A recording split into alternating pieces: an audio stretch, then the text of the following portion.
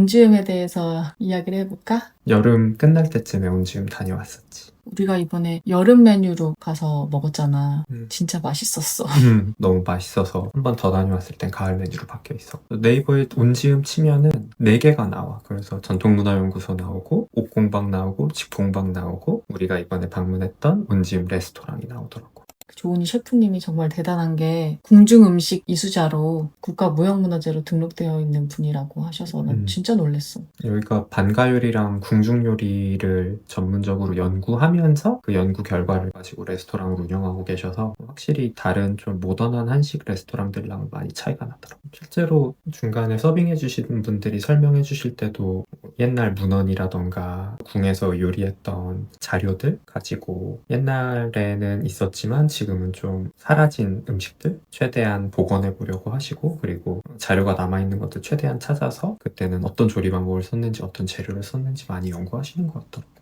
이번에 온지음 가보려고 했던 게 미슐랭이나 월드 50 베스트 레스토랑이나 라리스트나 이런 많은 평가 기관들이 있지만 절대적인 기준은 아니어도 소비자 입장에서 좀 참고를 하게 되는데, 또 항상 평가가 같은 건 아니고 미슐랭 가이드의 평가랑 월드 50 아니면 아시아 50의 평가가 좀 엇갈리는 경우가 있는데, 맞아. 그 중에서 제일 대표적인 데가 온지음이었어. 맞아. 그러니까 온지음은 미슐랭에서는 원스타인데 아시아 50에서는 10이잖아. 아시아 50에서 바로 앞에 있는 레스토랑이 우리가 예전에 갔었던 마카오에 있는 셰프 템스 시즌스는 투스타인 거고, 서울에 있는 미슐랭 투스타 레스토랑인 스와니에는 또 아시아 50에는 57위.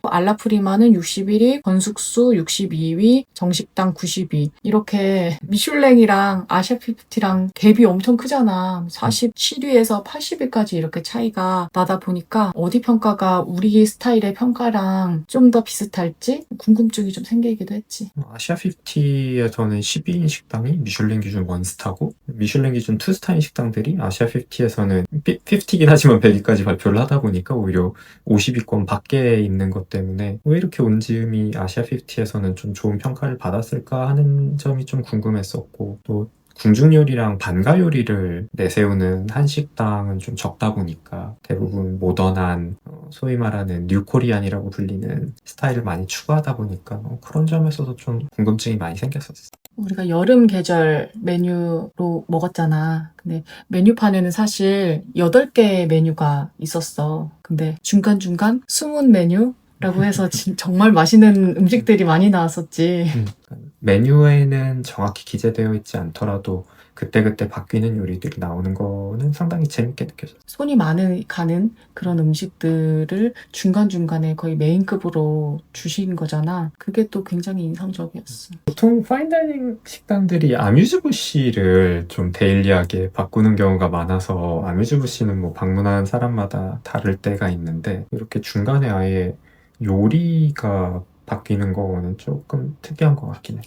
첫 번째 요리로는 옥수수 범벅이라는 요리가 나왔잖아. 찰옥수수를 사용한 게 좀 더 눈에 띄었어. 그리고 여기에 씹으면 톡톡 터지는 완두콩도 넣으시고, 또 감자 옹심이 만들어서 좀 쫄깃한 식감을 더해주신 다음에 소금으로 살짝만 간을 하고 여름인데도 되게 따뜻한 온도로 해주셔서 계절감이 담겨 있으면서도 메인 식사가 시작되기 전에 속을 좀 데펴주는 기능을 하는 게, 이게 아미주부시의 역할도 잘하면서 참 한국적이다라는 생각을 했어요. 강원도 해찰 옥수수는 뭐 희끄무리한 색상이잖아. 자연에서 그냥 옥수수 하나 딱 떼가지고 옥수수 쪄가지고 완두콩도 어디서 가져와가지고 우리한테 이게 선보이는 것 같은 굉장히 친근한 느낌이었어. 이게 스타터잖아. 스타터는 우리는 이런 곳이에요라고 이렇게 알려주는 명함 같은 느낌도 드는데 굉장히 순수하다? 그게 되게 편안하게 시작하기에도 좋았어.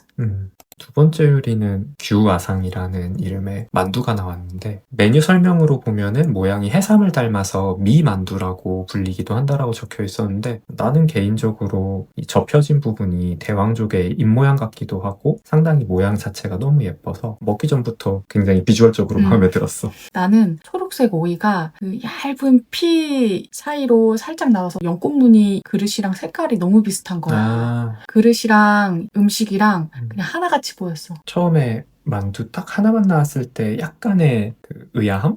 또 되게 재밌었어. 왜냐면 중식당 가면 보통 스타터로 이제 딤섬 나오면 최소 한 3종 정도는 세트로 주는데 이게 나는 자신감의 표현인 것 같기도 자신감. 했어. 이거 하나만 먹어도 정말 맛있다. 오히려 안에 소고기랑 오이랑 표고버섯을 전부 길게 썰어서 모양은 맞췄는데 모양은 비슷하게 썰었지만 식감이 굉장히 다채로워가지고 여러 가지 식감과 여러 가지 맛이 계층을 이뤄서 한 번에 느껴질 수 있게 만드신 게 상당히 인상적이었어요. 한 입 딱 먹었는데 안에 오이랑 표고버섯이랑 소고기가 있잖아. 근데 그게 엄청 얇고 좀 길다랗게 모양을 유지한 채 있었다는 게 이게 귀한 음식이 어디 보자기에 잘 쌓여져 있다가 우리가 딱 한 입 먹고 속을 보니 그 모양 그대로 잘 유지한 채 우리를 기다리고 있었던 거야. 아, 그래서 이게 반가 요리잖아.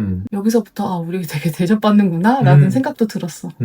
그 다음으로는 메뉴에는 없었지만 한입거리, 감자병, 옥수수 부각, 속을 채운 옥자마, 말린 토마토와 치즈로 만든 다시, 그리고 된장을 올린 참외, 가운데에 있는 건 가지선. 하나하나 다 맛있긴 했는데 나는 확실히 비주얼적으로도 그렇고 맛도 그렇고 속을 채운 옥자마가 제일 신기했어. 맞아.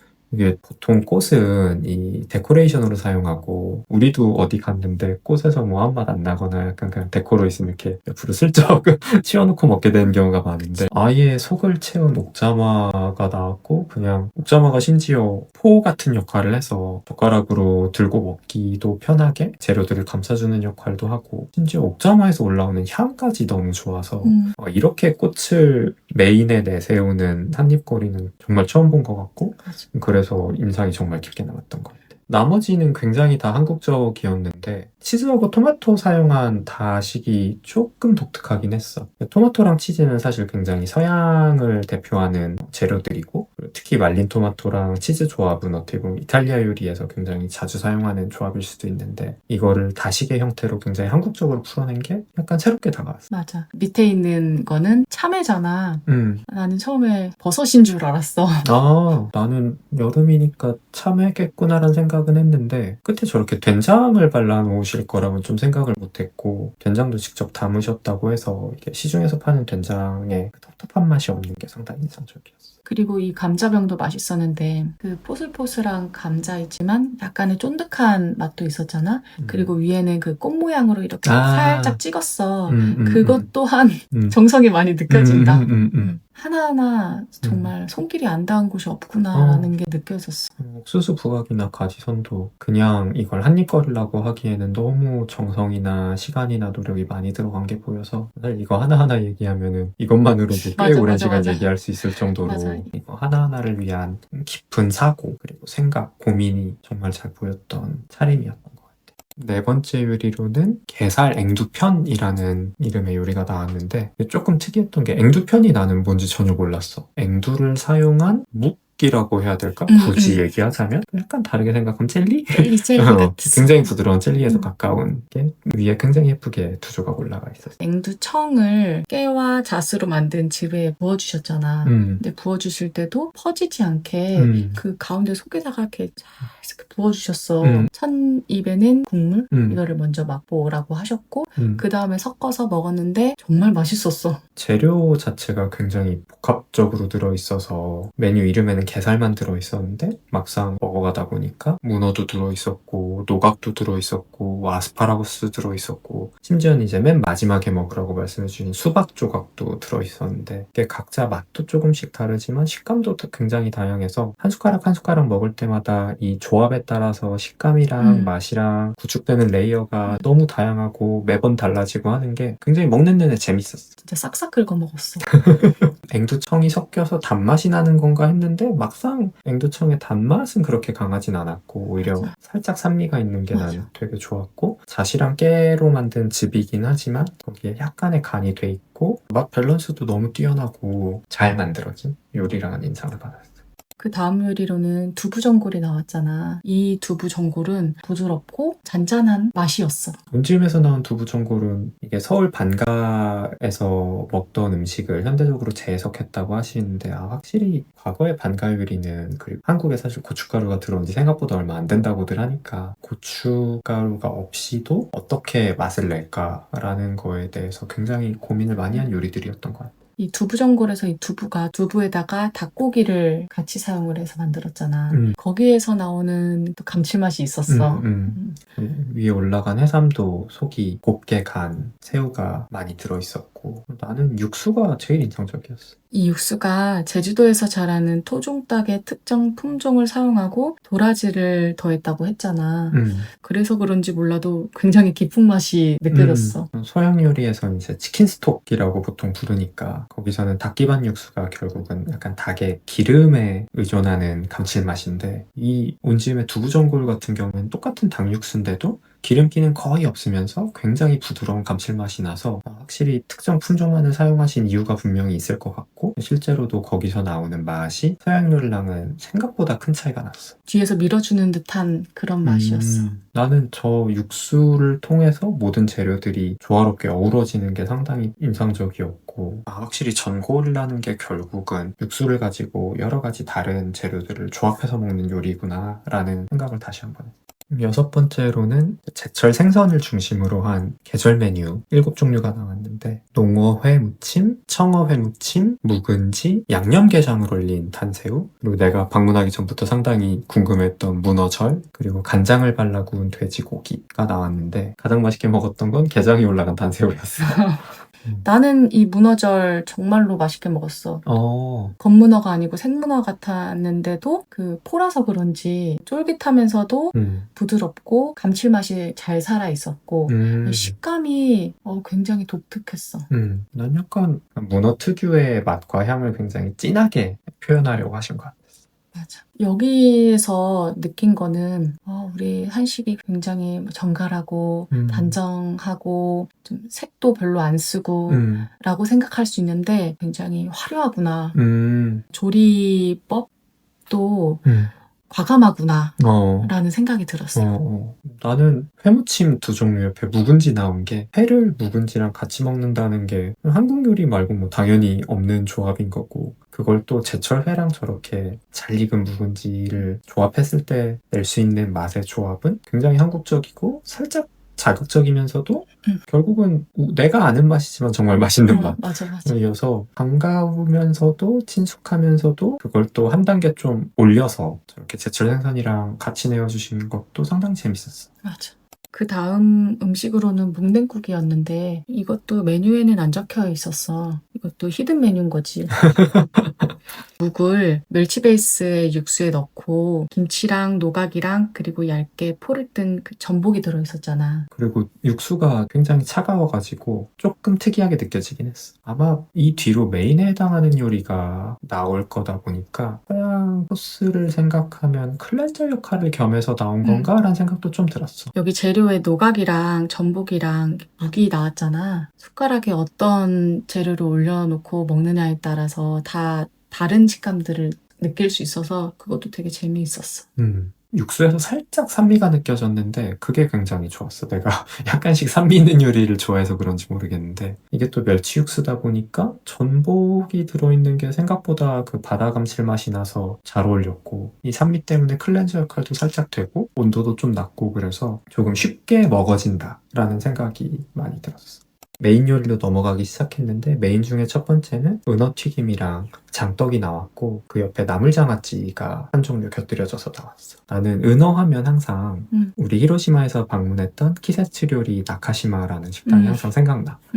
거기가 히로시마에 미슐랭 가이드 있을 때 3스타를 받은 유일한 맞아. 식당이기도 했고 거기는 은어튀김을 만드는데 은어가 마치 물에서 헤엄치는 것처럼 맞아. 모양을 잡아서 튀겼었잖아. 근데 온지음은 그거처럼 화려한 모양은 아니지만 훨씬 먹기 쉽도록 이렇게 살만 포를 떠서 튀김으로 내어주신 게 보기에는 좀 덜 재밌을지 몰라도 먹기에는 훨씬 편하다라는 생각은 들었어. 은어튀김 위에 오이랑 루꼴라를 잘게 갈아서 올렸다고 하셨는데 밸런스가 참 좋았어.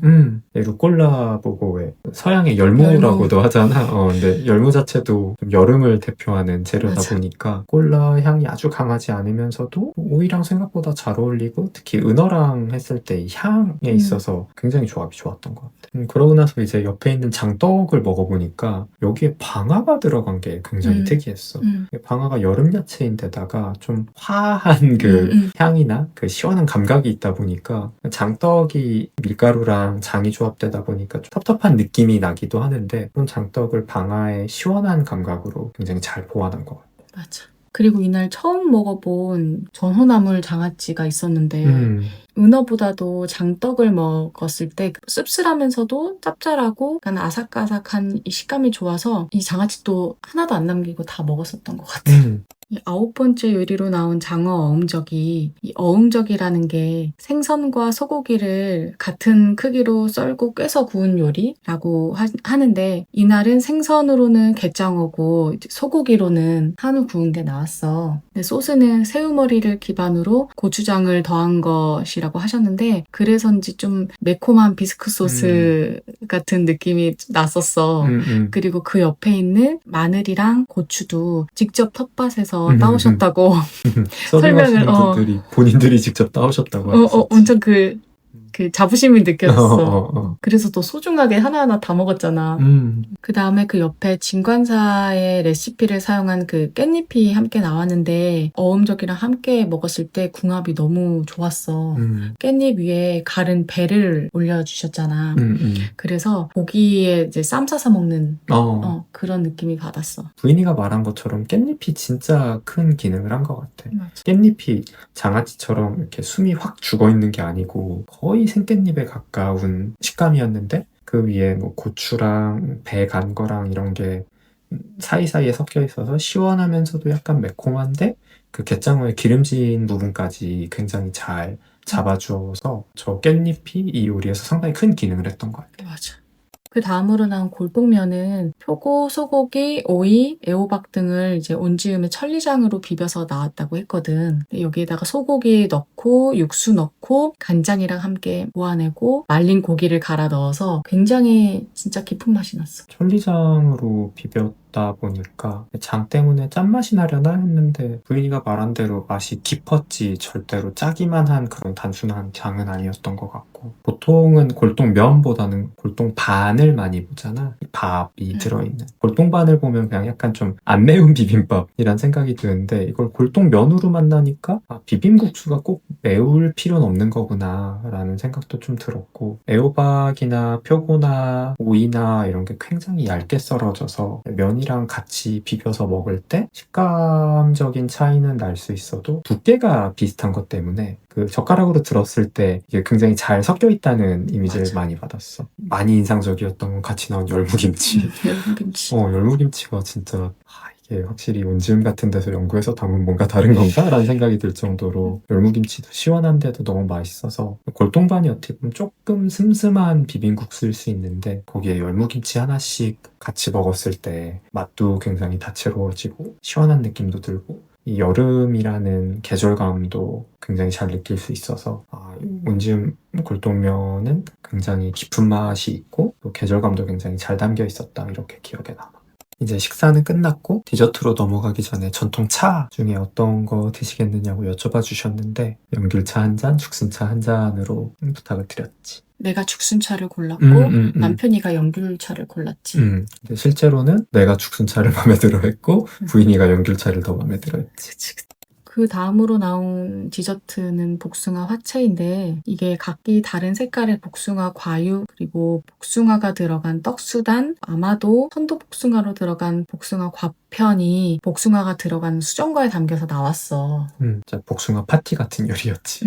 복숭아는 이것도 당연히 제철 과일인데 이 제철 과일 중심으로 맛의 공통점은 두면서도 미묘한 식감 차이 그리고 미묘한 맛 차이를 다 둬서 복숭아라는 재료가 줄 수 있는 여러 가지 모습들을 온전하게 느낄 수 있는 요리라고 생각했어. 근데 이것도 수정과까지 거의 안 남기고 다 먹었는데 특히 이 과편 안에 다 다른 그 복숭아 조각들이 이렇게 모여서 그 식감이랑 맛있는 맛을 만들어내는 게 재미있고 즐거웠어. 어떻게 보면 정갈해 보이면서도 굉장히 화려한 좀 우리 선조들이 말하는 그 화려한데 소박하게 해주세요라는 그 주문을 굉장히 잘 따른 요리 같았어. 맞아.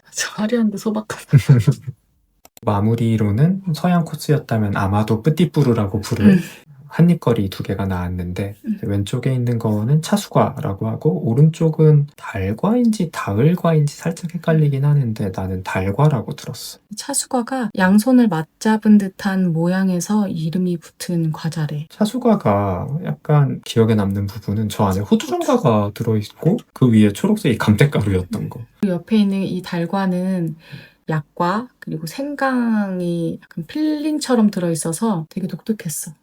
씹다 보니까 생강이 이렇게 입을 좀 씻어주는 맞아. 듯한 느낌이 있잖아. 맞아. 그래서 그런지 달과 안에 있는 약과의 좀 단맛이나 약간 기름진 부분도 있지만 동시에 생강이 입을 좀 씻어주는 느낌이 들어서 이제 입 약간 깨끗하게 헹구고 이제 일어날 타이밍이 됐다라는 뭔가 시그널을 주는 기능도 있었던 것 같아. 우리가 이게 너무 마음에 들어가지고 그 자리에서 바로 예약을 다시 잡고 또 방문을 했었잖아. 가을 메뉴도 거의 비슷한 수준으로 굉장히 맛있게 먹었어. 맞아. 귀한 시간이었어. 특히 우리 서버분도 정말 음식에 대한 이해도가 높으신 게 느껴졌고 어떤 질문을 할 때도 오히려 되게 반가워하셨어. 셰프분들 옆에서 많은 것을 지켜보셨구나. 그 과정까지도 우리한테 중간중간 알려주셨잖아. 그것도 굉장히 프로페셔널해 보였고 그리고 안에가 오픈 키친인데 많은 셰프님들이 조리하는 모습이 보이잖아. 근데 굉장히 분주하지만 정신없어 보이지가 않았고 팀워크가 좋아 보였어. 그 뭔가 조화로운 에너지가 느껴졌어. 각자 자기 역할을 수행해내고 다른 분들이 하는 거에 있어서 믿는다? 라는 인상을 받았어. 그래서 어음정 나왔을 때 마늘이랑 고추 저희가 직접 따왔어요 라고 말씀하신 부분 그리고 우리 서빙해주신 분께서 우리가 뭘 물어보거나 반응을 할 때마다 진짜 자기가 마치 모든 이거 준비하신 것처럼 기뻐하시는 맞아, 게 맞아. 자신감을 넘어서 자긍심도 맞아. 좀 보였던 것 같아요. 그게 되게 좋았어. 다음에 우리 또 가자. 음식 맛있게 먹었습니다. 네.